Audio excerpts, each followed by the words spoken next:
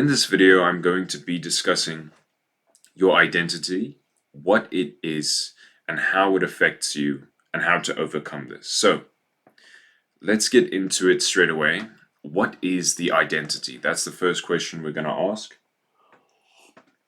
And if you want to learn more about this, you can buy the Zenith Scroll, top link in the description. So, essentially, what is your identity?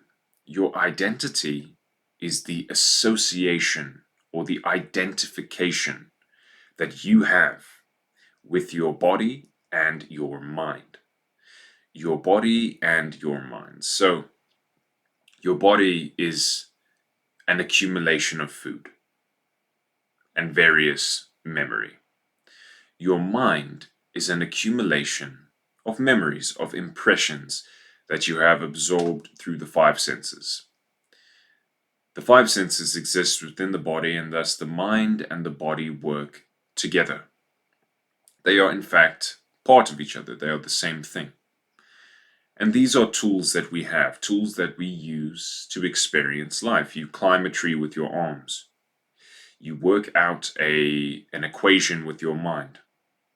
But what you must understand is that this body and this mind is not you.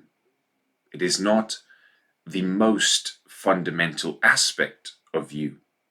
Okay? You've simply identified with it.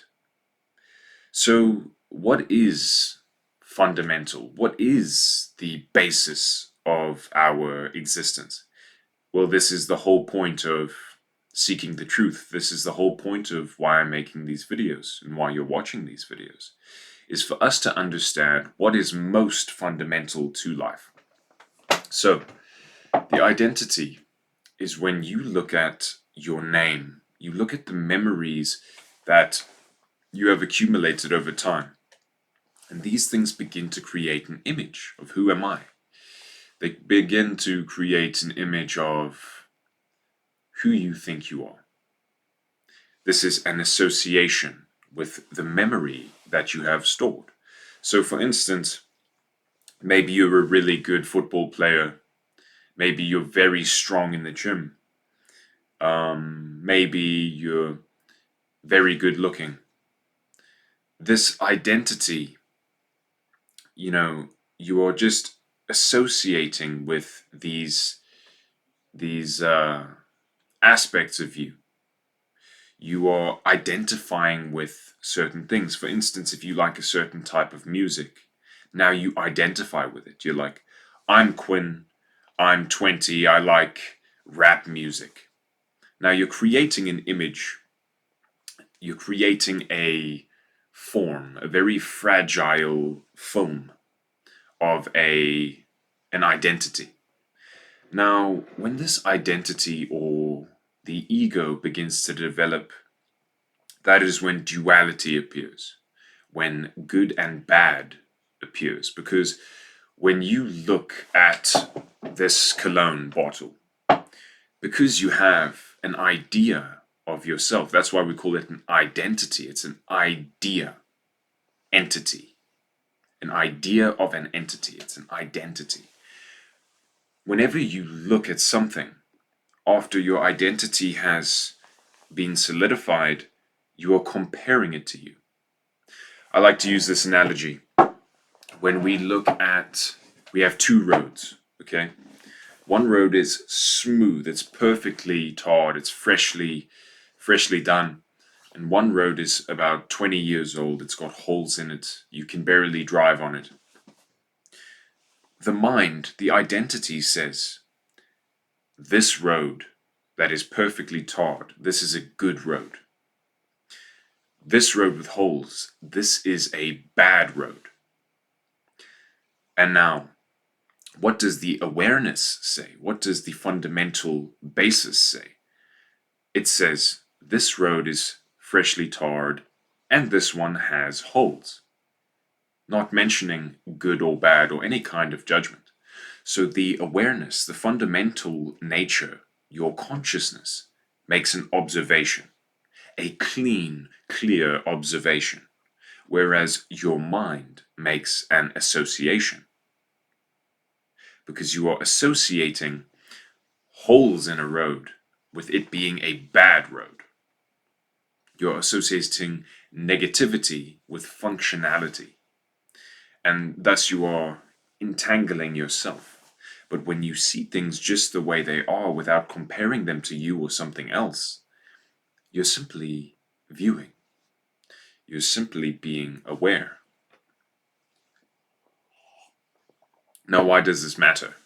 Why does going beyond our identity matter?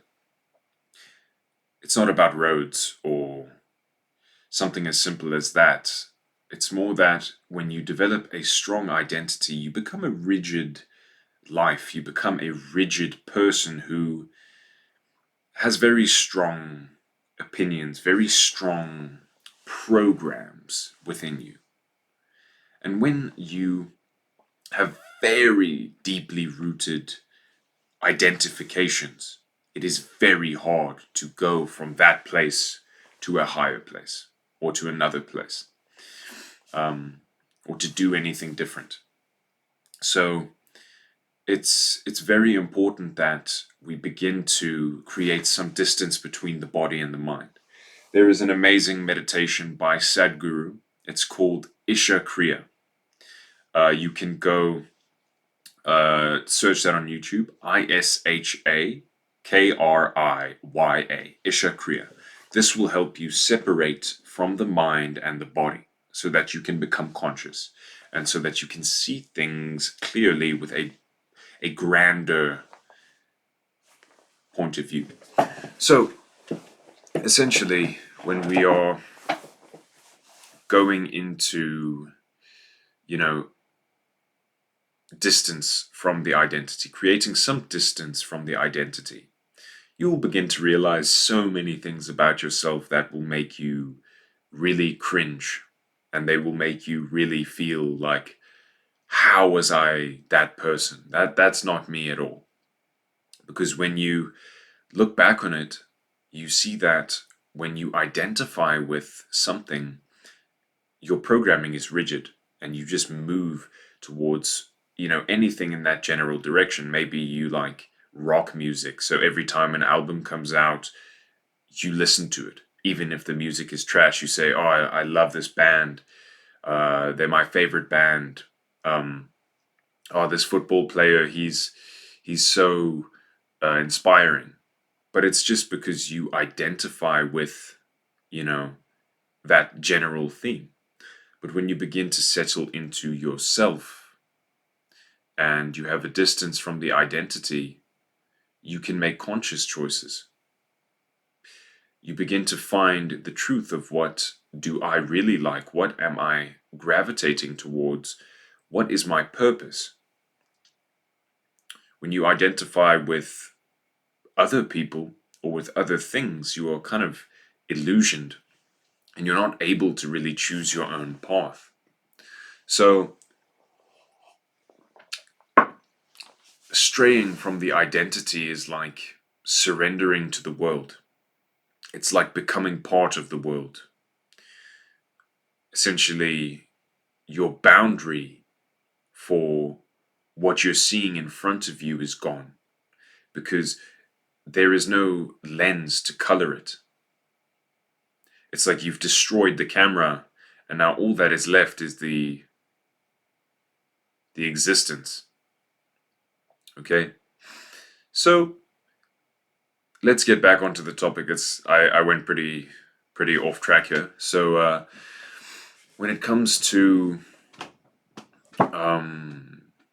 when it really begins to, when that distance is established, it's a really beautiful feeling because you're kind of free to do whatever you want.